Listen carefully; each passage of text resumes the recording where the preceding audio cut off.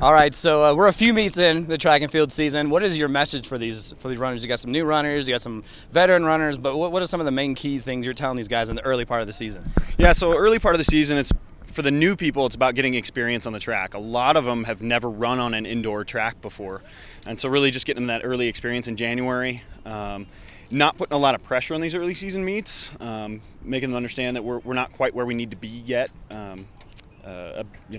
in our workouts and whatnot. So we're trying to peak for our championship season. So for the indoor season, that's at the end of February, early March, and then ultimately end of May for the outdoor track season. So really just staying calm, learning from every experience, every race, and trying some new and different things from time to time to gain some more experience. So when we get to championships, we're ready to go. Getting to the runners, Robert Carlson is a freshman for you guys, as long as Andy did his homework, right? He broke a couple records for you guys outside. Usually you're more of the track more than you are the field, but he was out there doing some jumping and breaking some records for you. So just give us a little bit about him and what records he did break.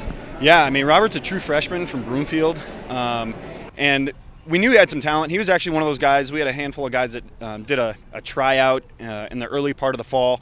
We hadn't really heard of him before, and then he comes in and long jumps almost 23 feet in the tryout, and we're like, okay, sold, we want you. Him and another guy, Julian, who also had some good performances recently. Those guys will do absolutely everything you ask them to do. They work tremendously hard. Robert is one of those guys that's very positive all the time, has a great work ethic. For him, it's just going to be getting that big meet experience, I think, and learning from that. And then he's what, 6'3", maybe 170 pounds dripping wet. So putting on some muscle and putting on some strength, added strength, will help carry him through the rounds when he gets into the championship season. We're looking for some, these first records are just the tip of the iceberg for him. He's really going to break through, I think, next year even, and then the years in the future. So we're looking right now. He's ranked second in the conference in the triple jump, and he's in the top 10 in the long jump. So possibly could win a conference championship as a freshman in the triple jump, which was one of those goals. I'll gain that freshman 15. I'm sure. Maybe not in the way you want it. Positive way. One of your studs, Nick Cadlick, obviously a guy you're going to be looking to quite a bit this year. I know he didn't race in the cross-country season, if I remember correctly. Mm-hmm. So talk about his performance and what are you expecting from him as an upperclassman? Yeah, so we redshirted him for the cross-country season. He's going to be coming back for a fifth year, so we kind of held him back a little bit and did a lot of solid training. So for the indoor season, kind of getting him back in the flow of things was the course this weekend. Getting him on the track and running a 3K, and we expected he would probably hit a provisional time, and that's what he did. So he went out and did it in the first race, and he's only going to get better. He's a competitor. He's come in my office and said, "I'll run wherever you need me to run. I just want to be able to race." He asked to be on our distance medley relay team. We'll see if that happens. But he's very, very competitive, loves to get out there and compete. So this weekend we're hoping to run him in a 5K and really drop a good solid time at Mines.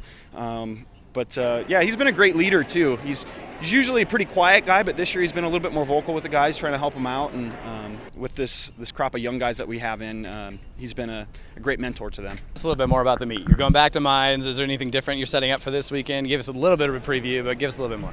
Yeah, so this weekend is a little bit different of a meet than they've ever had in the past. They're calling it the D2 Challenge, and it's only Division II teams. They're not allowing any unattached athletes, so no open competition. Only sounds like probably limited to 8 teams, and they're going to score the meet, which doesn't happen too often in our sport. So it's going to be really interesting to see how we stack up against other Division II schools. I'm guessing it's probably going to be mostly our conference schools that'll be there, so it'll give us a good shake against some of those other conference schools.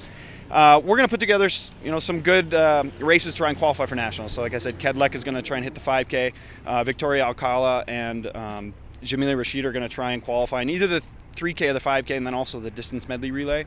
So both our relay teams are going to try and qualify for the national championships. Michael Warburton, again, DMR, and then we're going to try and get him qualified in the 800 as well. So really looking, again, for some big performances and try to score some good points and see where we stack up.